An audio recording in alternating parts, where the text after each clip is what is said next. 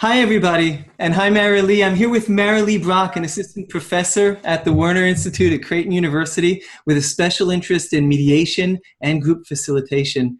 And Mary Lee is also, long before joining the Werner Institute, is also a longtime expert on community mediation and has a lot of experience in that field, including setting up and running Omaha's primary community mediation center. And Mary Lee, thank you so much for joining us and talking to our students about this topic. No, I'm delighted to do so. Thank you so much for the invitation. And just what you've shared, just in these few moments, you really are speaking to what's been a huge passion of mine, which is mediation, and particularly community mediation. And you're right, before I joined the faculty here at the Werner Institute, I founded and helped develop Omaha's Community Mediation Center, Concord Center. And oftentimes I would get questions about what is community mediation and how does that differ from maybe mediation I experienced at my attorney's office. And what's wonderful about the practice of mediation is it draws from many of the same tenets and beliefs. Mediators always believe in human potential, the opportunity for people to solve their own problems, a wonderful way to explore very deep, many times painful, many times complicated disputes, and see if there aren't some very creative ways to resolve those disputes. So all mediation shares those kinds of qualities and components. Community mediation, as its name might suggest, speaks to what are the needs of the community? How can a particular mediation program really respond to the complexity and makeup of a community? So for instance, at Concord Center, we worked hard to recruit, train, and support mediators that reflected the community. Right. Some of our mediators were attorneys, some were teachers, homemakers, businessmen, construction people, students, you name it, from all corners of the geographic community, all walks of life. And they all brought that richness of experience as mediators. Not that they'd be there as content experts, but they'd be there with their worldview and a way to kind of guide the participants through the dispute. So community in this aspect, or in your experience with the Concord Center, you defined community as a geographic community, or did you draw it down along other lines as well? Good question, Noam. Geographic was just one of the components. We'd look at community in terms of how people felt connected to one another. Like, for instance, one of the programs we worked very closely with the public school system, and within the public school system, particularly in their programs, working with and supporting students with special needs. So that would be a community we would work with. We'd work with the business community. We'd work with ministerial faith tradition communities. So really, geographic was just one of the ways we would define community. And another factor that was very important to our founding and development as a community mediation center is looking at access to mediation. And again, that's a geographic question. So we would have a main office, but we would do mediations all throughout the community so people could physically get to a mediation. We would use technologies like the ones that you and I are visiting on right now to see if that's a way to engender better communication between people. We also would look at what are other barriers to someone having an opportunity to resolve their conflict through mediation. Sometimes that might be price. Sure. If you look at a mediator that by design, it has a very particular expertise, is dealing with a case that has a very high dollar amount, that's going to be an expensive mediation. A community mediation still has the same professional quality, but we want to make sure that there are no barriers to someone to get that service through price. So we go on a sliding fee scale. I made that decision to incorporate the business as a nonprofit, so I'd have access to grant, foundation, philanthropy support, and all of those pieces would come together. Sometimes the mediators themselves would volunteer their time. They felt like a particular case or a particular cause was something that they'd like to support, and that was a way for them, again, to serve community. And kind of knowing how you work, I'm sure that you didn't operate in a vacuum, in the sense that I'm pretty sure that you connected this mediation center to every other community organization you could possibly tap into, or municipal organization, and how did you do that? Right. That is so important because it would have there have been no opportunity for growth or really legitimate service if we were trying to work in isolation. And I can tell you that sometimes a newer mediators struggle because we hear as mediators we're supposed to be neutral. Well, that means that we shouldn't really have a stake in the outcome of an agreement, or we shouldn't benefit from a particular agreement. But as humans, we all have viewpoints and biases and beliefs that would be counter to neutrality. And the same is true to strategic partnerships. Right. So what I did is I kind of looked at what groups, organizations are grappling with maybe ongoing conflict, or have their constituents having conflict get in the way of what they're really trying to achieve, and how might our center be a partner to them kind of meeting their mission. Yeah. So I worked very closely, for instance, with the Greater Omaha Area Chamber of Commerce. Mm-hmm. I would participate in meetings, interviews, try to build programs together, worked closely with the courts, mm-hmm. government, school districts, as I mentioned earlier when we were visiting, those kinds of components, and a huge area of wonderful, rich partnerships were other NGOs, nonprofit organizations, because again, very mission-driven, serving similar but different clients than I was, and a way to really help them achieve their mission and their goal. Wow, and I'm hearing that, and I'm contrasting it to to other community mediation. I'm familiar with some of them very successful, some of them not, but I certainly have encountered some that were in essence private market mediation centers kind of masquerading as something else.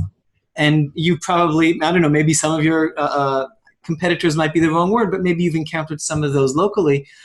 But, they don't bother to tie in that way to all the organizations because they aren't mission driven and they aren't really looking to provide that same service. They're looking to provide other things for other reasons. Right. Most of them benevolent, but still. Yes, right. The intentions are good.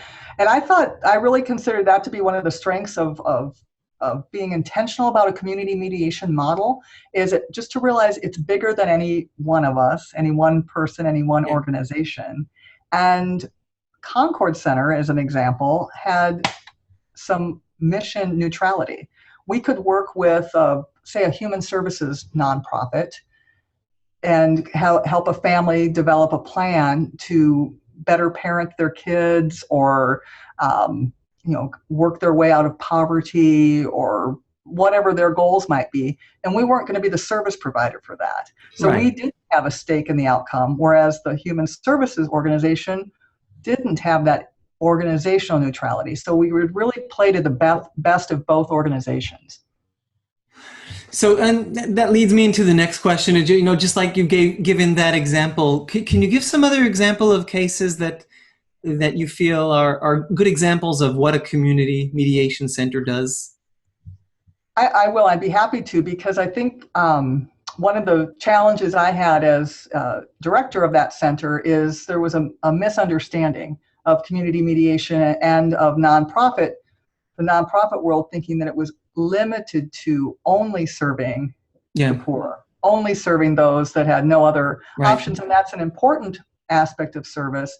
But I felt we had an obligation to serve all aspects of the community. And people that could pay for their cases, and people that did have ongoing disputes, and this would be a wonderful way for them to address those matters. So for instance, we'd work with a family. One of my favorite cases was a family of dealing 3 families of origin, and their estate had gone all the way through probate, but these 14 adult cousins still had very differing views on grandmother's intents in the will. And it was creating a lot of rift in the family, and they realized the stakes were high. This could Yeah, sure. decimate this family.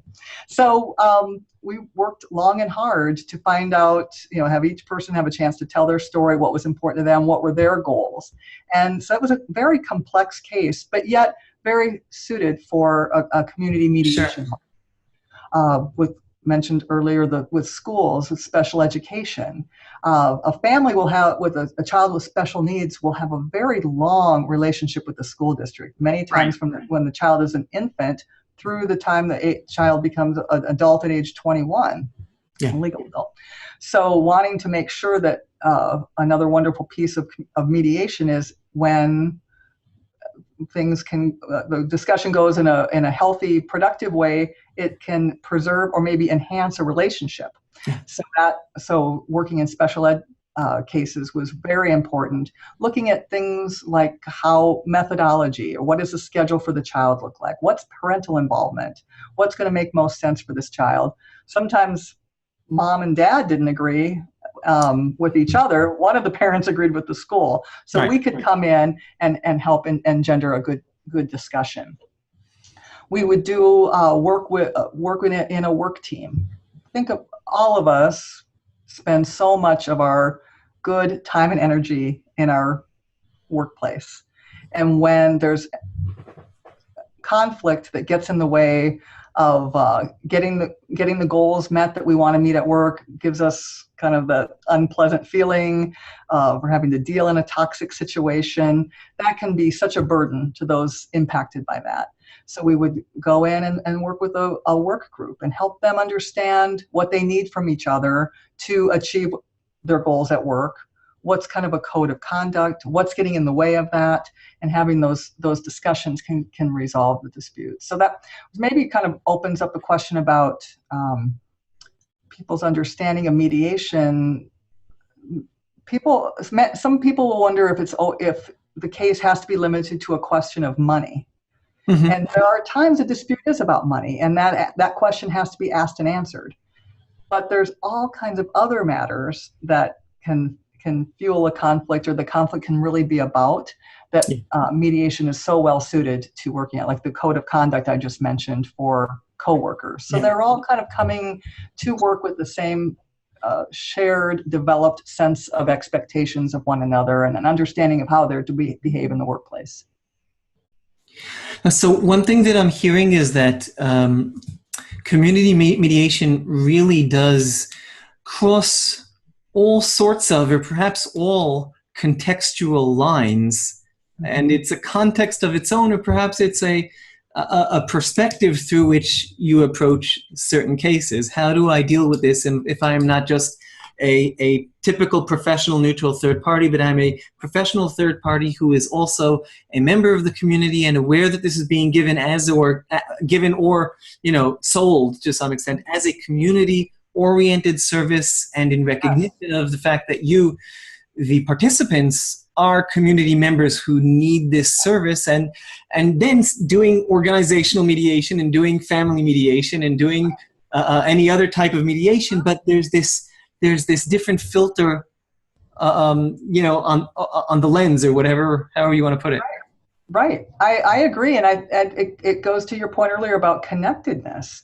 So we'll use the full confidentiality of mediation as well. So again, using the example of that workplace conflict. So say there were 5 or 6 employees that were really struggling as a department, and we do a good mediation session or sessions with them to have them develop, with the assistance of the mediator, how they're going to behave together at work, what they're going to achieve, what are the consequences of not doing that.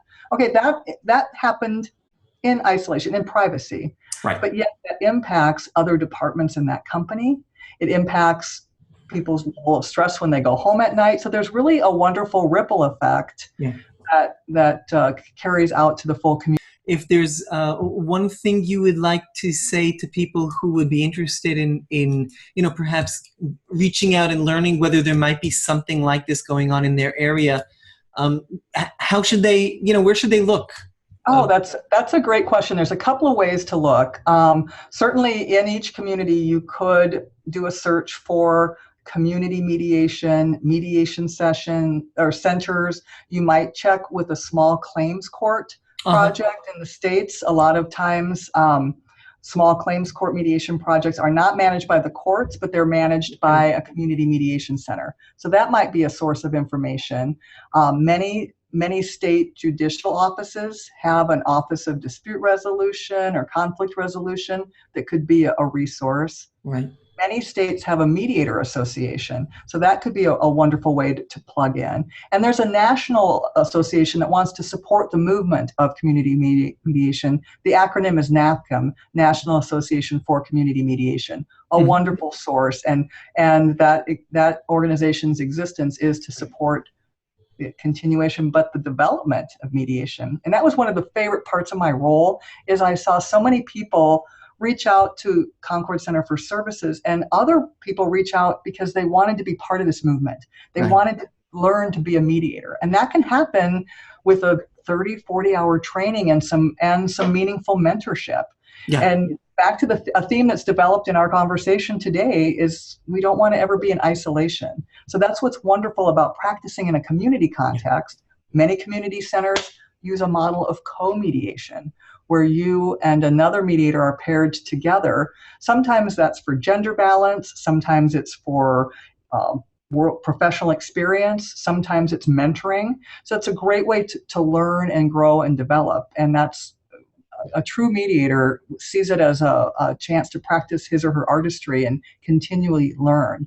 And that's what I found as center director, just again, so many people generous with their time and talent and willingness to learn.